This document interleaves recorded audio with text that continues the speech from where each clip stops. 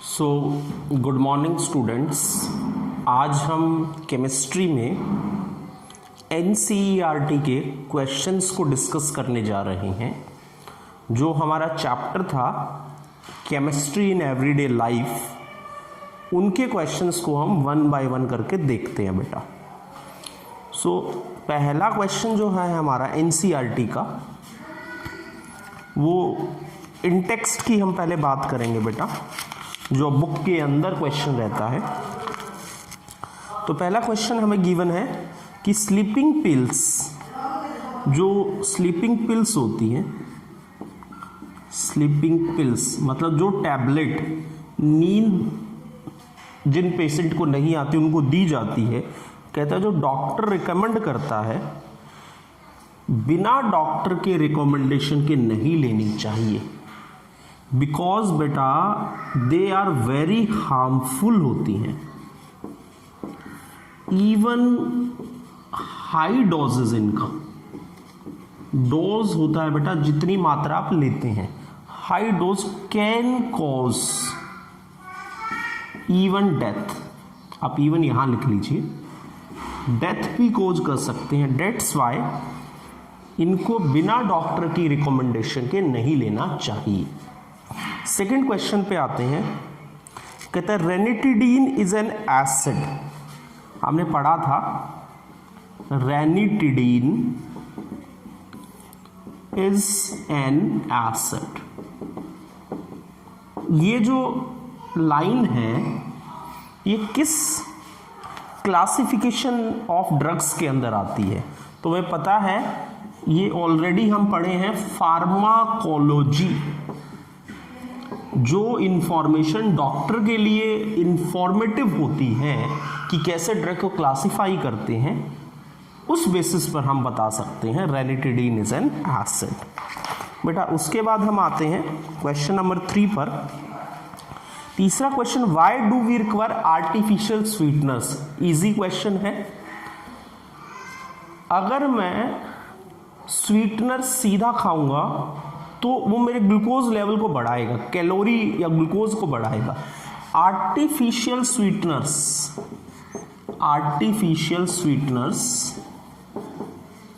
Are something which do not increase my glucose level, और you can say calorific value.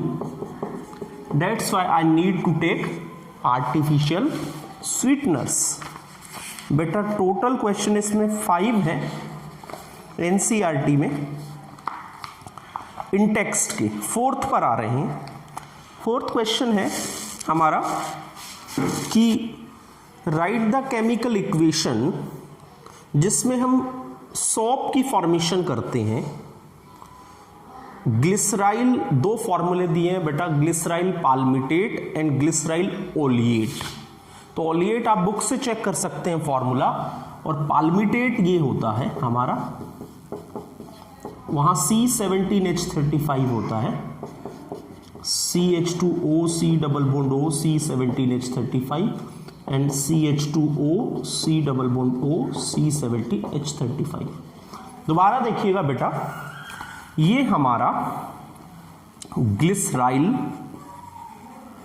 Palmitate है बेटा। Palmitic acid 17 carbon वाला होता है, COOH, और ये चीज हमारी ग्लिसराइल है। इसकी फॉर्मेशन दिखानी है, हम ऑलरेडी हमारे पिछले वीडियो स्पॉनिफिकेशन भी कर चुके हैं, आप वहां से देख सकते हैं बेटा। फिर बेटा इसके लास्ट इंटेक्स्ट वाले क्वेश्चन पे आते हैं हम, जो कि हमारा 5वां और इंपॉर्टेंट क्वेश्चन है। 5th क्वेश्चन इंटेक्स्ट का, इसमें एक फॉर्मुलेशन दी है C9H19, और ये रिंग बनाई है, साथ में इस तरह से कुछ दिया है CH2O, इधर X दिया है, X मतलब कोई भी नंबर, फिर लिखा है CH2OH। बेटा ये एक फॉर्मुलेशन दी है और पूछा है, ये एक नॉन आयोनिक डिटर्जेंट है, नॉन आयोनिक डिटर्जेंट।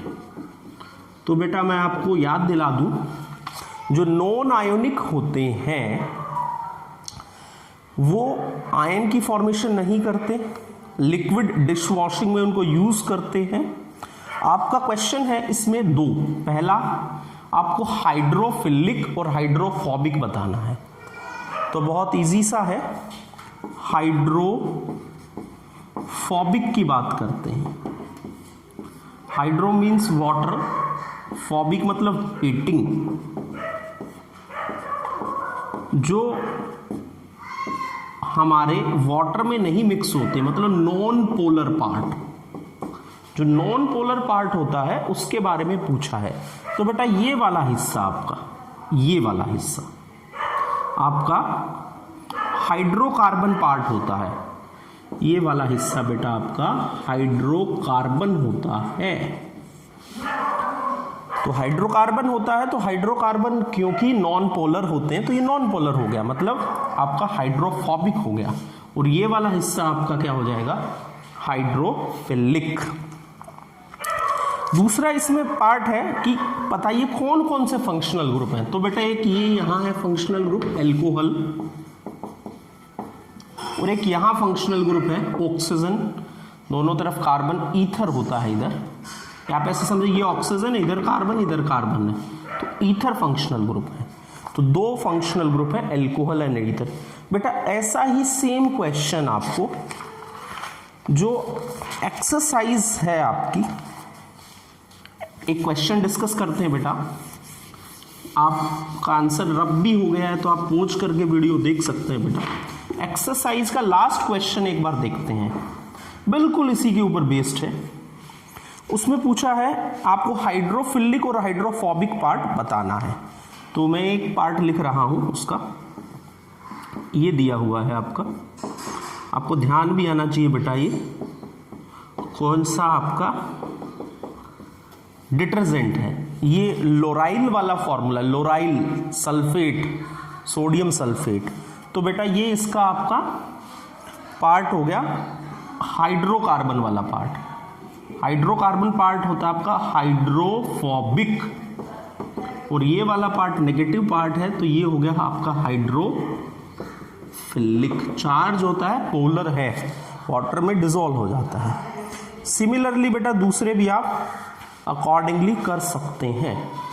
उसके बाद बेटा हम एक्सरसाइज पर आ जाते हैं, एनसीईआरटी एक्सरसाइज पर। बेटा कहने को तो 27 है क्वेश्चन, एक ऑलरेडी हम कर चुके हैं, और कुछ क्वेश्चंस ऐसे हैं जो हम थ्योरी में डिस्कस किए हैं, तो उनको थोड़ा अवॉइड करके जो इंपॉर्टेंट क्वेश्चंस हैं जो अभी तक डिस्कस नहीं किए हैं पहले बेटा उनको देखते हैं, और जो एग्जाम में आए हुए हैं। तो मैं बात करूंगा सबसे पहले 10th क्वेश्चंस की। इसमें पूछा है कैसे एंटीसेप्टिक और डिसइंफेक्टेंट एक दूसरे से डिफर करते हैं।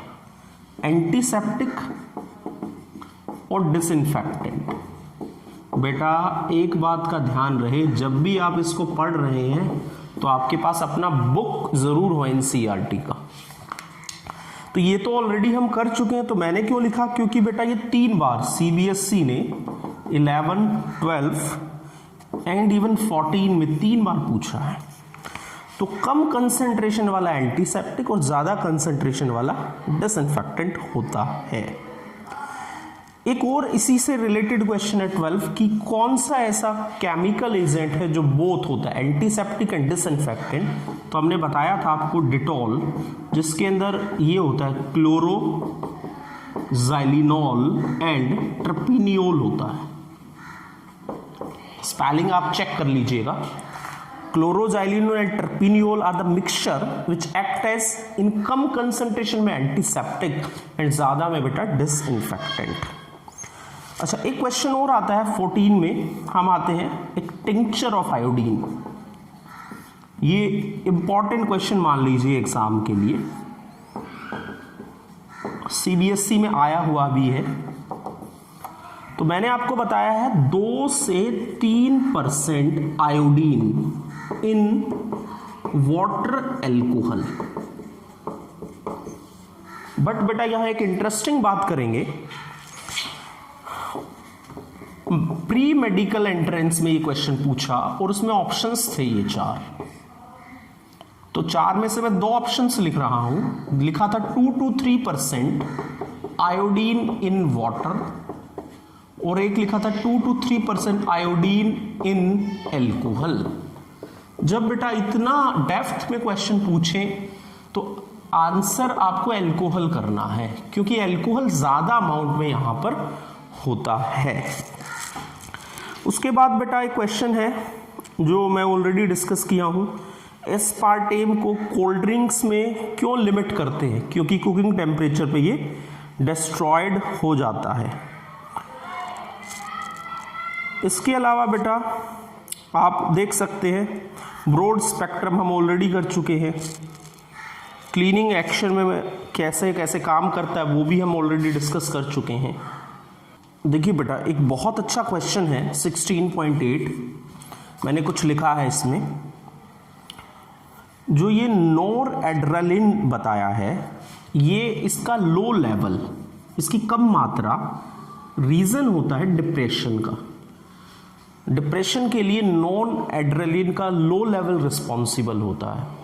तो क्वेश्चन एक्चुअली है कौन सी मेडिसिन ऐसी होगी जो इसको ट्रीट कर सकती है, और ऐसी मेडिसिन के नाम बताइए। पहली बात आप एग्जाम्पल देखते हैं, आइप्रोनायाजाइड एंड फिनलजीन, मैंने ब्रैकेट में लिखा है कुछ नार्डिल, ये बेटा ब्रांड नेम है जस्ट बताने के लिए, बाकी आपको 2 सॉल्ट नेम याद करने हैं, आइप्रोनायाजाइड एंड फिनलजीन। ये 2 ऐसी दवाइयां हैं जो डिप्रेशन को ठीक करती हैं, तो हम कह सकते हैं इनको एंटी डिप्रेसेंट मेडिसिन्स और ड्रग्स।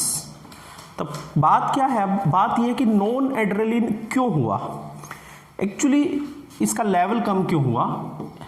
हमारी बॉडी में एंजाइम होता है, वो एंजाइम नॉन एड्रेलिन को मेटाबोलाइज करता रहता है, और जैसे ही हम ये मेडिसिन देते हैं, ये मेडिसिन क्या करती, इनहिबिट कर देती है एक्शन ऑफ एंजाइम।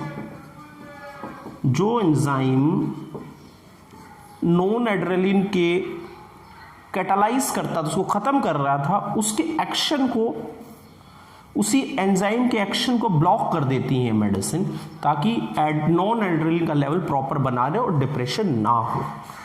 तो नेम द 2 ड्रग, 2 ड्रग्स भी होगी। What type of drug needed to cure, तो आप सीधा लिख सकते हैं एंटी डिप्रेसेंट होता है। उसके बाद बेटा हम आते हैं what problem arises in using alitame as artificial sweeteners. 19 वाला क्वेश्चन है हमारा, ये वर्ड है एलिटेम। पूछा है एलिटेम को आर्टिफिशियल स्वीटनर्स यूज करते वक्त क्या प्रॉब्लम आती है। तो आसान सा आंसर है क्योंकि वी कैन नॉट, ये 2000 गुना मीठा होता है सुक्रोज से, तो we can not control sweetness, that's why इसको हम लिमिटेड यूज करते हैं। उसके बाद बेटा हम आते हैं एक लास्ट क्वेश्चन को देखेंगे। स्टिल बेटा आपको कोई क्वेश्चन में प्रॉब्लम है आप पूछ सकते हैं। 16.26 का क्वेश्चन और देख रहे हैं। इसमें पूछा है वाटर कंटेन, अगर पानी के अंदर डिजोल्व कैल्शियम हाइड्रोजन कार्बोनेट अगर है वाटर के अंदर, हाइड्रोजन कार्बोनेट ये होता है बेटा, कैल्शियम की वैलेंसी 2 होती है, तो इस तरीके से इसको हम बनाते हैं calcium hydrogen carbonate. Dissolved form में अगर ये है साबुन के अंदर यूज करते वक्त एंड डिटर्जेंट को यूज करते वक्त, कौन बेटर है क्लॉथ को साफ करने के लिए। तो हमने कहा था अगर मैं कोई साबुन लूंगा और उसके अंदर अगर कैल्शियम की इम्प्योरिटी है, तो कैल्शियम की इम्प्योरिटी के साथ मिलके क्या बना लेगा, स्कैम बना लेगा, जो कि ऑलरेडी हम अपने 3rd वीडियो में इस चैप्टर के पार्ट 3 में किए हैं। तो detergent is a better for cleaning the clothes. तो बेटा इसी के साथ हम अपना पूरा चैप्टर एवरीडे लाइफ, जो कि काफ़ी अच्छा चैप्टर था, विद इन, अगर आप अच्छे से समझे तो ये हमारे 4th पार्ट था जिसमें हमने क्वेश्चंस को डिस्कस किए। और आपने ये भी देखा बहुत सारे वेरियस एग्जाम, चाहे वो मेडिकल हो, इंजीनियरिंग हो, सभी क्वेश्चंस यहीं से पूछे गए हैं बेटा। तो मैं फिर आपसे यही कहूँगा, आप प्लीज़ NCERT को गो थ्रू करें। कोई डाउट है तो आप टेक्स्ट कर सकते हैं, वैसे भी पूछ सकते हैं बेटा। Thank you very much.